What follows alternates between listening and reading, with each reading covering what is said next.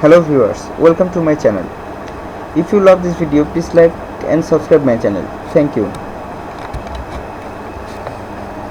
Wanted 2 এ রাধে হয়ে ফিরে আসছেন সালমান। তামিল নির্মাতা প্রভুদেবার ওয়ান্টেড ছবিটি বলিউডে নতুন করে চিনিয়েছেন সালমান খানকে। 2009 সালে ছবিটি মুক্তি পাওয়ার পরপরই রাতারাতি সালমানের চলচ্চিত্র ক্যারিয়ারের সব হিসেব নিকেশ পাল্টে যায়। সালমানকে সুপার হিরোর তাকমাটা পাকাপাকিভাবে এনে দেয় ওই এক ছবি। কিন্তু ছবিটি মুক্তির পর যে ঝামেলায় পড়েছিলেন সালমান, তার জের টানতে হয়েছে টানা 7 বছর। ছবিটি মুক্তি পাওয়ার পরপরই ভারতের উত্তরপ্রদেশ রাজ্যের মিরুতের স্থানীয় আদালতে ছবির নির্মাতা প্রভুদেবা, প্রযোজক বনি কাপুর, তার স্ত্রী শ্রীদেবী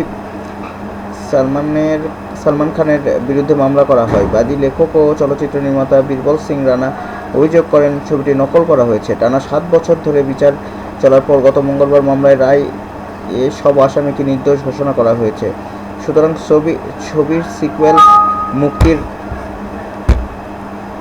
পথে আর কোনো বাধা রইল না।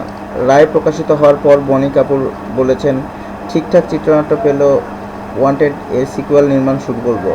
আর সালমান অবশ্যই থাকছেন, তাকে ছাড়া ওয়ান্টেড 2 এর কথা চিন্তা করতে পারি না বলিউড লাইভ অবলম্বনে। Thanks for watching this video. Please subscribe for more video. Thank you.